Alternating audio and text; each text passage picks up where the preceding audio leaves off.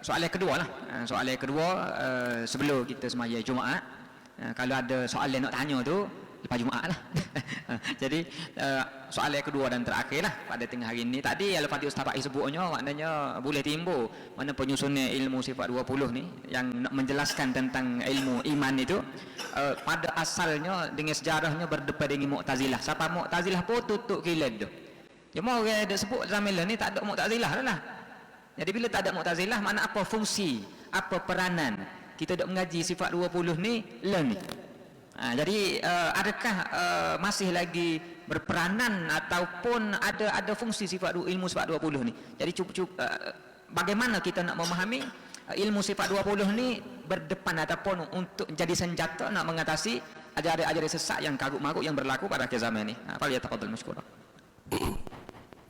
Dia Mu'tazilah tu memang tutup gila mazhab, tapi bodoh dia tu sampai kiamat pun ada.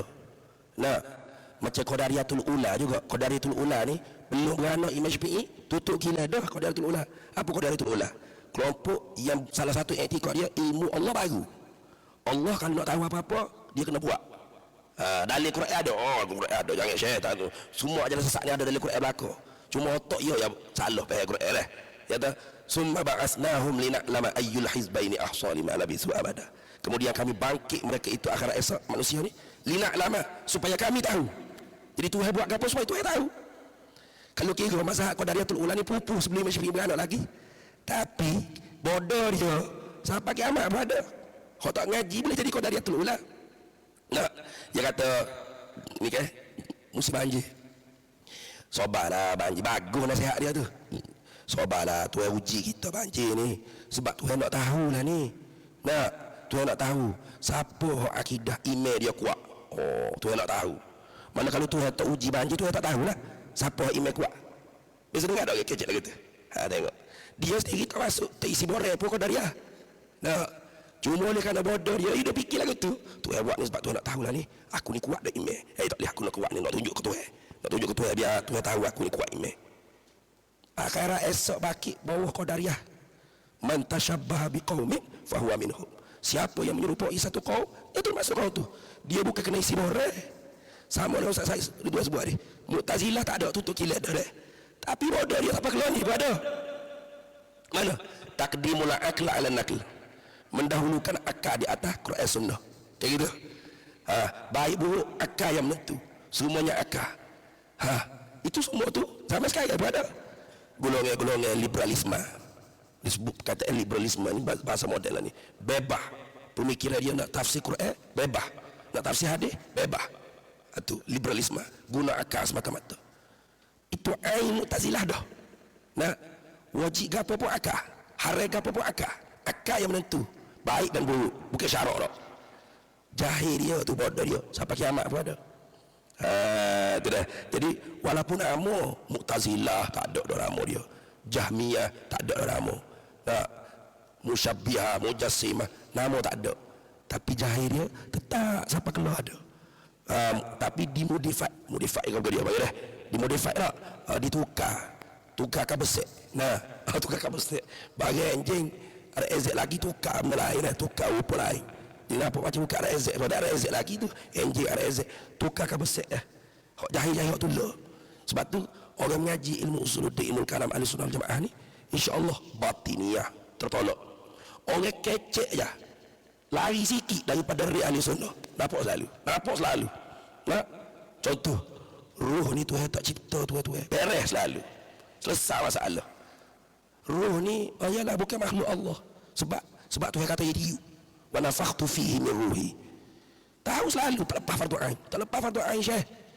Sebab apa? Nak tanya roh ni ada ke tak? Ada tak roh? Ada ke tak ada roh ni? Ada. Bila kata roh ni ada, tiba-tiba Allah tak buat, bermakna ada benda ada selain pada Allah yang lepas daripada Allah. Allah tu Tuhan ada lagi tu.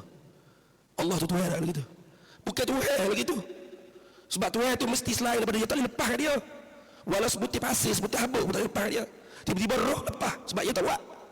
Dia tak buat pun itiyu. Apa itiyu? Sebab ruhi idafah pada ya mutakallim bermakna idafah. Roh Tuhan artinya roh tu sifat Tuhan. Roh tu sifat Tuhan, masuk tubuh kita, hakikat kita ya hakikat Tuhan. Tu nak jadi sesat. nak jadi kaum batiniah tu. Sebab tu hidup bila kudrat, iradat, ilmu, hayat sama masuk kalam dia, itu sifat Tuhan tu. Beres lalu. Kalam dia, kalam Tuhan, gerak. Perkata kita dia ada dua, di tekuk, di anak lidah so, di hati so. Sama dengan Tuhan. Tuhan so je perkata. Penutur Tuhan satu je. Penutur kita ada dua. Di lidah, perkata juga panggil. Perkata lidah. Perkata lafzi dia panggil. Di hati perkata juga. Perkata hati. Nah, perkata dua-dua ni. Kalau kita kecek lah hati tak? Mulut tak kecek. Dalam hati. Bengong yang ni, bengong. Tolong ni. Kau tak dengar? Tapi dia kecek lah hati. Perkata kita boleh kecek lah hati. Menyusun perkataan lah hati dah. Dengan kita buat publik mulut. Tuhan lagu tu kan perkata dia. Perkata Tuhan seperti itu.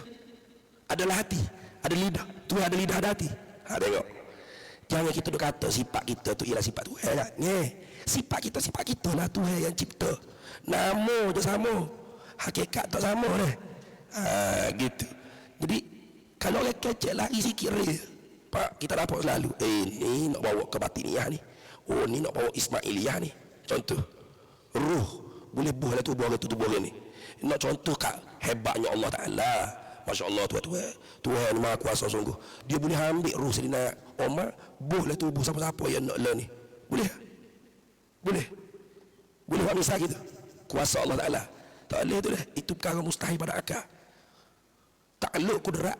Tadi dia tengah ngaji sifat kudrat dah. Takluk kudrat berhadap pada mungkin.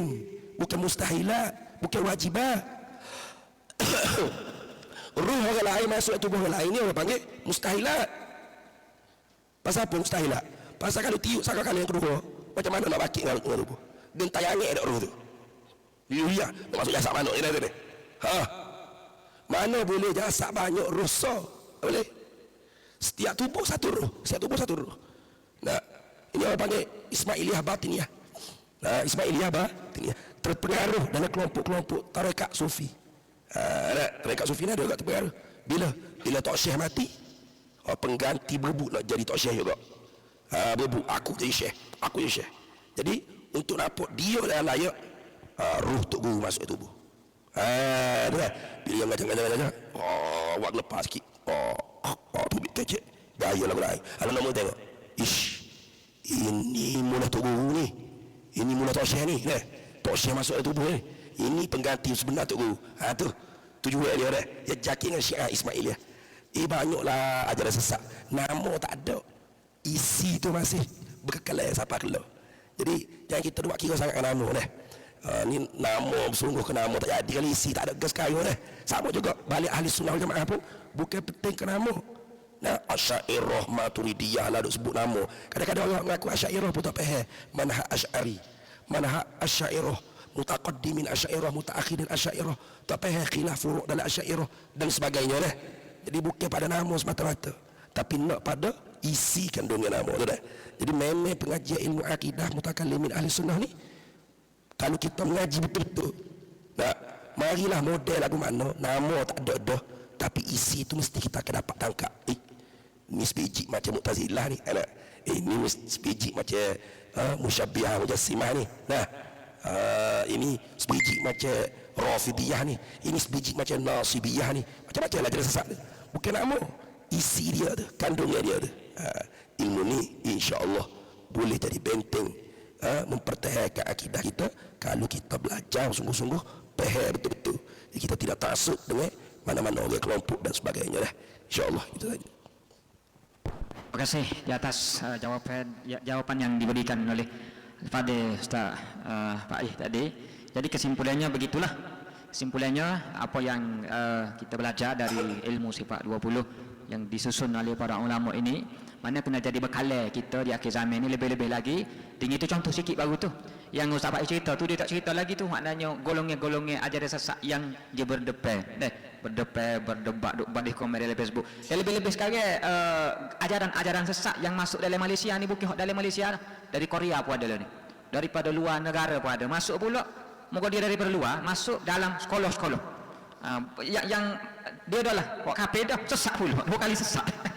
ini maknanya benda-benda bahaya yang terkesannya bukan orang awam biasa. Kadang-kadang orang cerdik pandai. Pelajar-pelajar di universiti, orang-orang profesional Itu maknanya kalau kita tidak ada benteng yang kukuh, maknanya dibimbanginya, kalau tidak kita, anak-anak kita, maka sama-sama kita perkasakan pengajian ilmu akidah ni, istiqamah belajar, dan selebihnya faham itu kita serah pada Allah Ta'ala. Penting sekali belajar dengan bersungguh-sungguh untuk nak jaga akidah kita di akhir zaman.